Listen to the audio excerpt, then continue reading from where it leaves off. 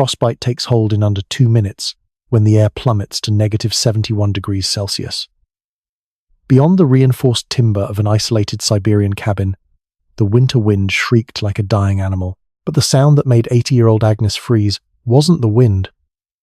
It was a desperate, heavy scratching. Surviving in the taiga forest near Oymyakon, Russia often dubbed the Pole of Cold, is not a matter of living, but of refusing to die. For Agnes Whitmore, an 80-year-old retired wildlife biologist originally from Colorado, this frozen wasteland had been home for nearly 4 decades. She and her late husband, Arthur, had built the heavily insulated cabin in the late 1980s to study the migratory patterns of Siberian apex predators. Arthur had been claimed by a sudden whiteout blizzard 15 years ago, but Agnes had refused to leave. The cabin, with its towering cast-iron wood stove and roaring diesel generator, was her fortress against a world that actively wanted to kill her. On the night of January 14th, the mercury outside her frost-thickened window had dropped to a devastating -71 degrees Celsius. At this temperature, the moisture in your eyes can freeze if you blink too slowly. Pine trees in the surrounding forest occasionally exploded, their frozen sap expanding until the trunks violently splintered like shrapnel in the dark. Agnes was sitting by the stove, nursing a mug of chicory root tea and rubbing her arthritic knees when the scratching began. It was low at first, a rhythmic scraping against the heavy oak of the outer reinforced door. Agnes set her mug down, the ceramic clinking sharply in the quiet cabin. She reached for the Winchester rifle leaning against the masonry of the chimney. In this part of the world, a knock at the door in the dead of winter rarely meant rescue. It meant a starving timber wolf, a rabid wolverine, or something worse. She racked the lever, chambering around. The metallic clack echoed loudly. The scratching stopped, replaced by a low, pathetic whine that barely pierced the howling wind. Agnes frowned. The sound was too small, too weak to be a grown predator. Wrapping a heavy, fur-lined parka over her woolen sweaters and pulling on her insulated mittens, she stepped into the cabin's vestibule, a small, unheated airlock designed to keep the brutal cold from rushing directly into the living space. She unlatched the heavy deadbolt of the outer door and pushed. The wind nearly ripped the door from its iron hinges, blasting her with a wall of white that felt like physical glass shards hitting her cheeks. She squinted through the blinding snow, aiming her heavy-duty flashlight down at the porch. Lying on the ice-slicked boards, curled into a tight, shivering ball, was a Eurasian brown bear cub. Agnes gasped, the frigid air stinging her lungs. The cub couldn't have weighed more than 50 or 60 pounds. It was covered in a thick crust of ice, its dark fur matted and frozen stiff. Its eyes were sealed shut with frost, and its chest barely rose. Instinctively, Agnes scanned the dark, swirling tree line.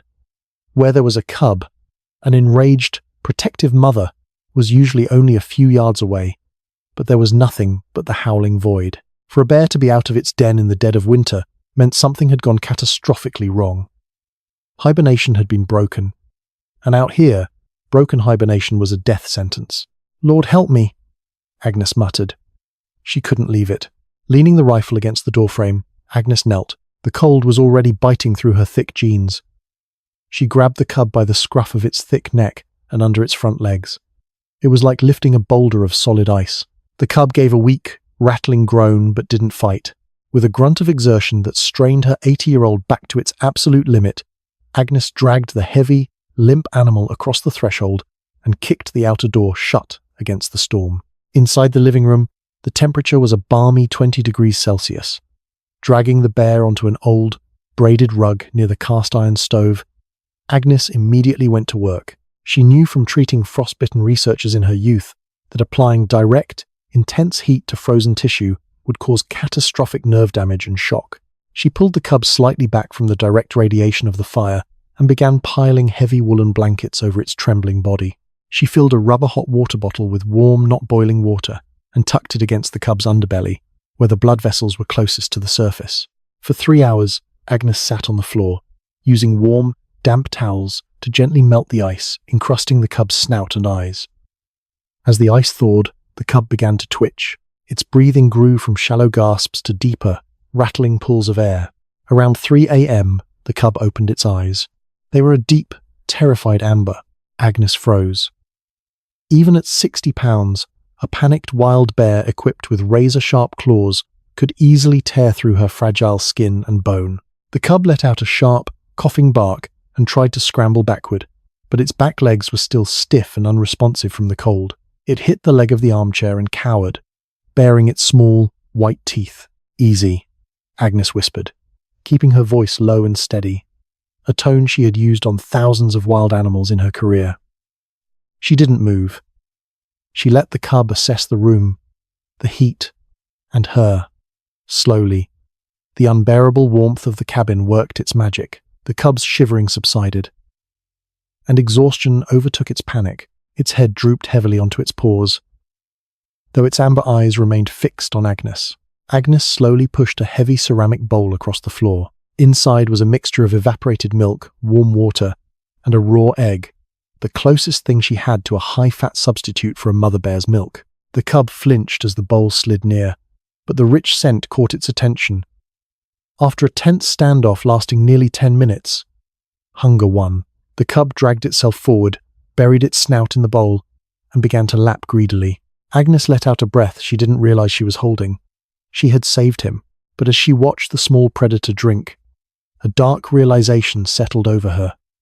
Something violent had pushed this cub out into the negative 70-degree abyss, and whatever it was still out there. Over the next 4 days, the storm outside raged on, a continuous assault of wind and ice that battered the sturdy cabin. Inside, an unlikely domestic routine took shape. Agnes named the cub Barnaby. He proved to be remarkably resilient. The frostbite on the tips of his ears and paw pads was superficial, healing quickly under Agnes's constant care and applications of an antibiotic salve. As his strength returned, so did his wild nature. Barnaby was a bulldozer of curiosity and hunger. He knocked over a stack of firewood, tore apart a decorative throw pillow in a fit of playful energy, and learned exactly which cupboard held the dried salmon strips Agnes kept for her own winter rations. Despite the chaos, Agnes felt a spark of life in the cabin that hadn't been there since Arthur died. The deep, crushing loneliness of the Siberia winter was held at bay by the heavy, rhythmic thumping of Barnaby's paws on the floorboards, but the nagging dread in Agnes's mind only grew. A bear's hibernation is a profound physiological shutdown. To wake up, abandon a warm den, and flee into a deadly blizzard requires immense trauma. A cave-in? A territorial dispute with a larger male? Or human interference? On the 5th morning, the wind finally died down. The oppressive roar that had surrounded the cabin was replaced by a deafening, crystalline silence. The thermometer on the porch read negative 68 degrees Celsius. The sky was a brilliant, painful blue, and the snowdrifts reached halfway up the cabin windows. Agnes bundled up in her extreme weather gear. Thermal base layers, a thick fleece, her heavy down-filled expedition suit, insulated boots, and a fur-lined trapper hat pulled low. Barnaby whined as she headed for the door, pressing his nose against her boot. "Stay here, Barnaby." "You're not ready for the freeze yet," she told him, locking the inner door behind her. She needed to check the diesel generator in the shed attached to the back of the cabin. The cold hit her instantly, stiffening the fabric of her suit and causing the moisture in her nostrils to freeze with every inhalation. She waded through the waist-deep snow toward the woodshed. As she rounded the corner of the cabin, she stopped dead in her tracks. The storm had dumped 2 feet of fresh snow, covering most of the landscape in an undisturbed blanket of white. But beneath the eaves of her roof, where the wind had been blocked, the original layer of snow from the night Barnaby arrived was still visible. And there were tracks. They weren't just the small, dragged lines of a stumbling cub. Alongside them were massive, deep impressions, the unmistakable paw prints of a fully grown female brown bear. The mother had followed her cub, but that wasn't what made Agnes's stomach drop. Intersecting the bear tracks were human boot prints. These were large, deep, and patterned with aggressive, modern tread, not the flat-soled felt boots worn by the indigenous reindeer herders in the region. Agnes knelt stiffly, her breath pluming in thick white clouds. She brushed away a light dusting of new snow near the boot prints. Beneath it, the snow was stained with dark, frozen droplets. Blood. It was black and hard as pebbles in the extreme cold. The narrative pieced itself together in her mind with horrifying clarity. Poachers. The illegal wildlife trade in Siberia is a brutal, lucrative shadow economy. Bear gallbladders, paws, and pelts fetch exorbitant prices on black markets across the border. Poachers operate in ruthless, organized crews, braving the deep winter to hunt hibernating bears. The mother had fought back, or at least tried to lead the poachers away, giving her cub a chance to run into the storm. She had tracked her baby as far as the cabin before the hunters caught up to her, or before her wounds brought her down. Agnes stood up slowly, her heart hammering against her ribs. She was completely isolated. The nearest outpost was a 3-day drive over a frozen ice road that wouldn't be passable until spring. Her only communication with the outside world was a shortwave radio powered by her generator. Suddenly, the deep, reassuring thrum of the diesel generator, which had been vibrating through the ground, sputtered. It coughed twice. A harsh, metallic grinding noise cutting through the silent air, and then died. Total silence fell over the taiga. Agnes's blood ran cold. The generator didn't just provide electricity. It powered the heavy heat lamps in her greenhouse and the water pump that kept her pipes from bursting. Without it, the cabin would drop to freezing in hours and to negative temperatures shortly after. She had enough firewood to keep the main room warm, but without the generator, her survival margin shrank from months to mere days. She forced her aching legs to move, rushing to the generator shed. Agnes pulled her flashlight from her coat and clicked it on. The beam swept over the massive green machine. She checked the fuel gauge. It was full. She checked the oil. Fine. Then she saw it. The heavy, steel-braided fuel line that fed diesel into the engine block hadn't frozen or snapped. It had been cleanly severed. A pool of valuable diesel fuel was freezing on the floorboards. Someone had cut it. Agnes stepped back, her breath catching in her throat. Her eyes darted around the dark corners of the shed, then out toward the tree line. The poachers hadn't left the valley. The storm had trapped them here, just as it had trapped her, and they had found her cabin. They knew she was here, and worse, they likely knew the cub had sought refuge inside. A sudden, sharp crack of a dry branch snapping echoed from the dense pine trees just 30 yards away. Agnes didn't wait. She turned and bolted through the deep snow back toward the cabin's front door, the heavy, tactical footprints she had just discovered burning into her mind. Agnes slammed her weight against the heavy oak door, throwing the steel deadbolt with a resounding, metallic clank that seemed to echo for miles in the frozen silence. Her breath came in ragged, painful gasps, each inhalation burning her throat like swallowed glass. She stripped off her heavy outer gloves with shaking hands, her arthritic fingers fumbling with the secondary chain lock. Barnaby was instantly at her feet. The cub's playful demeanor had vanished. His amber eyes were wide, ears pinned flat against his skull, and a low, continuous rumble vibrated in his chest. Animals possess a sixth sense for malicious intent, and the sudden shift in Agnes's adrenaline had infected the small bear. He paced nervously in front of the door, sniffing the microscopic draft whistling through the weather stripping. "Quiet now, Barnaby," Agnes whispered, her voice trembling slightly before she forced it into a steel-hardened command. She moved to the window, keeping her body pressed flat against the log wall, and peered through a small circle of clear glass she had meticulously scraped free of frost. The world outside was a blinding expanse of white and deep blue shadows. For 10 agonizing minutes, nothing moved except the swirling surface snow whipped up by the dying wind. Then, a shadow detached itself from the tree line. It was a man, heavily bundled in modern, insulated camouflage gear. He carried a high-powered hunting rifle slung casually over his shoulder. A moment later, a second figure emerged from the dense pines, holding what looked like a heavy breaching tool, a steel crowbar. They didn't move with the frantic desperation of men lost in the Siberian wilderness. They moved with calculated, predatory confidence. Agnes recognized the type. Decades ago, she and Arthur had encountered men like this. Opportunists who viewed the pristine taiga not as a sanctuary, but as a vault waiting to be cracked. They were foreigners, likely part of an international syndicate that operated in the lawless fringes of the Russian wilderness, catering to clients who paid fortunes for exotic animal parts. The two men stopped roughly 20 yards from the porch. The larger of the two, the one with the rifle, cupped his hands around his mouth. "Hello, the cabin!" a voice boomed out. The accent was unmistakably Western, carrying the harsh, flat vowels of the American Midwest. "Our snowmobile broke down a few miles back. My name is Declan. This is my brother Gideon. We're freezing out here. Can you spare some heat and a radio?" It was a perfectly rehearsed lie. If Agnes hadn't seen the severed fuel line or the bloody bear tracks, she might have opened the door. In the Arctic Circle, the unwritten law of the land was absolute hospitality. You never turned away a traveller, because the cold would kill them in hours. Agnes did not reply. She stepped away from the window, walked to the fireplace, and picked up her Winchester lever-action rifle. She checked the tubular magazine fully loaded with 30 to 30 Winchester cartridges, heavy enough to drop a charging moose. "We know you're in there, lady!" Declan's voice called out again, losing a fraction of its faux-friendly warmth. We saw the tracks. The mother bear was bleeding out. "We just want the cub. It's worth more than your life. Send the animal out." And we walk away. You keep your cabin, you keep your life. Agnes's grip on the walnut stock of the rifle tightened until her knuckles turned ivory white.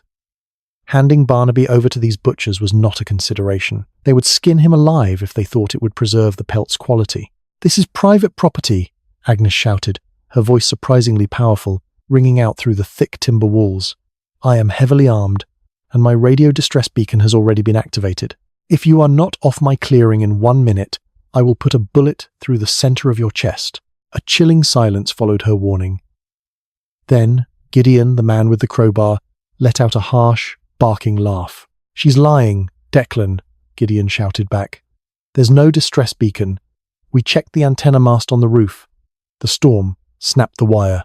Agnes's stomach plummeted. She hadn't noticed the antenna. Her one lifeline to the regional authorities in Oymyakon was severed. She was entirely alone. "Have it your way, old woman," Declan yelled. "Your generator is dead. It's negative 68 degrees out here. We have Arctic bivouac gear and chemical heaters. We can wait. By midnight, that cabin is going to be a tomb. You'll freeze long before we do. When you're dead, we'll just kick the door in and take the prize." They were right.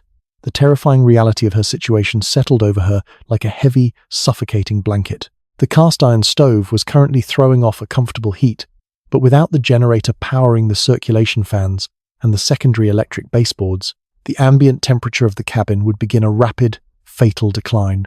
The massive logs of the cabin walls held some thermal mass, but against the brutal, physics-defying cold of the Siberian taiga, it was only a matter of time.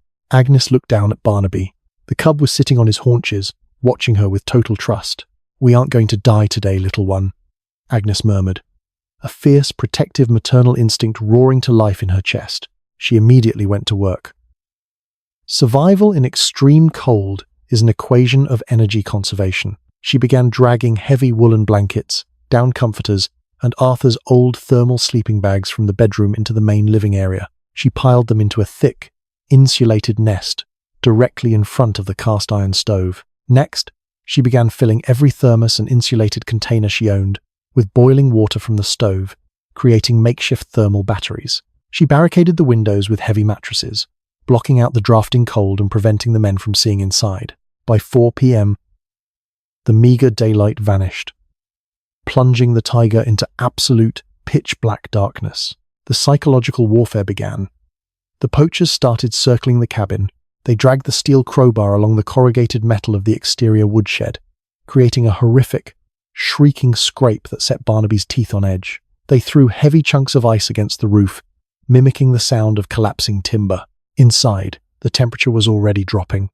The thermometer on the inner wall had fallen from a comfortable 20 degrees to 10 degrees Celsius. Frost began to crystallize on the inside of the heavy oak door, blooming in intricate, fern-like patterns across the metal hinges. Agnes sat in her armored nest of blankets, the Winchester resting across her lap. Barnaby was curled tightly against her side, his thick, coarse fur radiating a surprising amount of body heat. She fed him small strips of dried salmon to keep his internal furnace burning. By 8 p.m., the cabin's interior dropped to freezing. Every breath Agnes took plumed in the dark room, illuminated only by the faint, flickering orange glow of the stove. Her joints ached with a deep, throbbing pain, a relentless reminder of her 80 years of life. She could only afford to keep the fire at a low smolder, just enough to prevent the ambient air from dropping into the lethal negatives too quickly. "Are you sleeping, old lady?" Gideon's voice taunted from just outside the window, muffled by the logs and the mattress barricade. "It's dropping fast out here. Your blood is going to turn to slush. Just open the door. It's easier this way." Agnes ignored him.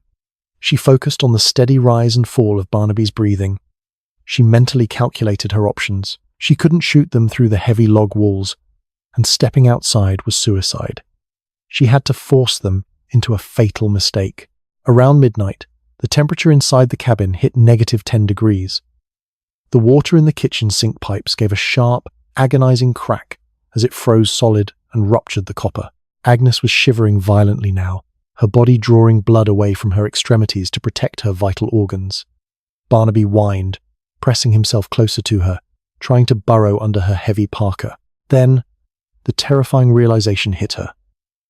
Agnes smelled it before she saw it. The poachers weren't just waiting. They had climbed onto the icy, sloped roof.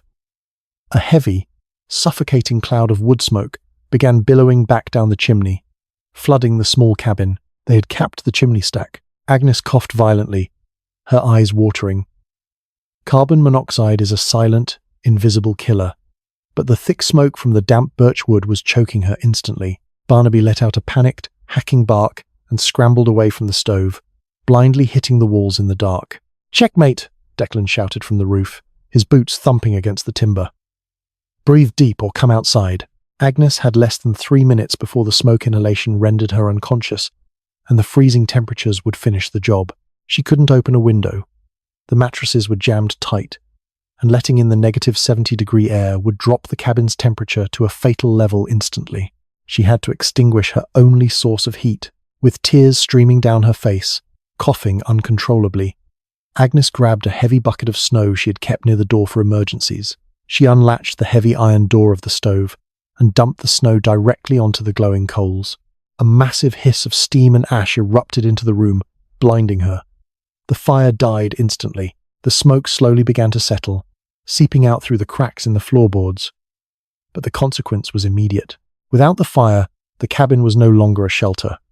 It was merely a wooden box sitting in a -70-degree freezer. The temperature inside began to plummet exponentially. -15, -20. Agnes crawled across the floor, her hands completely numb, and found Barnaby. She dragged the terrified cub back to the pile of sleeping bags. She zipped 2 heavy Sub-Zero expedition bags together, shoving the bear inside, and crawled in after him. She pulled the thick hood tight over her head, leaving only a tiny hole for air. "Now," Agnes whispered, her teeth chattering so violently she could barely form the words. The next 3 hours were pure agony. Inside the sleeping bags, Agnes and Barnaby clung to a microscopic pocket of warmth, while the cabin's ambient temperature plummeted to -40 degrees. Frost coated the interior log walls, turning the room into a glittering ice cave. Agnes drifted dangerously close to a hypothermic stupor, forcing herself awake by whispering the scientific names of local flora. Barnaby lay completely still, his heart rate slowing as he slipped toward a forced, desperate hibernation. Outside, the poachers faced their own lethal crisis. The extreme Siberian night was rapidly overpowering their high-tech gear. Chemical heaters solidified, and rubber turned brittle as glass. "She's dead, Declan." Gideon's muffled voice shivered through the heavy door. "We have to get inside. I can't feel my feet." "Bring the crowbar," Declan grunted. Agnes forced her frozen, heavy eyelids open. She unzipped the bag, just enough to slide the barrel of her Winchester out, looping her numb thumb through the lever. A deafening crack shattered the silence as Gideon's crowbar slammed into the outer reinforced door. The frozen oak splintered violently, another heavy blow, and the outer hinges gave way. Gideon stomped into the vestibule airlock. Separated from Agnes by only the inner wooden door, Agnes braced the rifle against her shoulder, aiming squarely at the center of the wood. But before Gideon could strike again, a sudden, sharp silence fell over the tiger outside. "Hurry up!" Declan yelled from the porch. Then his voice cut off abruptly. It wasn't a fade. It was a violent cessation. Inside the sleeping bag, Barnaby's ears swiveled forward.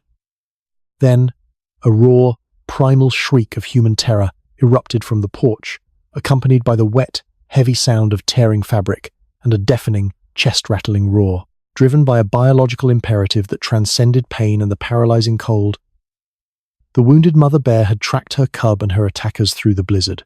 A single, wild gunshot rang out before the weapon clattered away. "Let me in!" Gideon screamed, abandoning his crowbar and pounding frantically on Agnes's inner door. "Please! It's tearing him apart!" Agnes didn't move. The heavy, thudding footsteps entered the vestibule. Gideon's screams were cut tragically short by a sickening snap, followed by a heavy thud. Silence returned, broken only by a low, mournful chuffing from the massive animal on the other side of the door. Barnaby pressed his nose against the crack at the bottom, letting out a tiny squeak. A deep purr answered. She knew he was safe. Agnes didn't move until the pale dawn illuminated her freezing tomb. Lighting a small kerosene heater to thaw her unresponsive fingers, she finally unlatched the inner door. The vestibule was a horrific scene of primal justice, the poachers lying motionless, but Agnes's eyes were drawn to the doorway. Slumped peacefully against the log frame was the massive mother bear, dead from her gunshot wound and the cold. She had expended her last heartbeat to save her baby. Barnaby waddled out, sniffing the frigid air, and curled up tightly against his mother's frozen flank. Agnes stepped into the lethal negative 65-degree morning, numb to the biting cold. Over the next few days, she fixed the severed fuel line with duct tape, restoring the generator's heat. She dragged the poachers into the woodshed for the spring authorities. She couldn't move the mother bear. However, instead, she hauled heavy river stones, building a permanent cairn on her porch, a monument to the fury and sacrifice of the tiger. The Siberian spring eventually broke the frost, bringing the authorities and the quiet rhythm of life back to the tiger.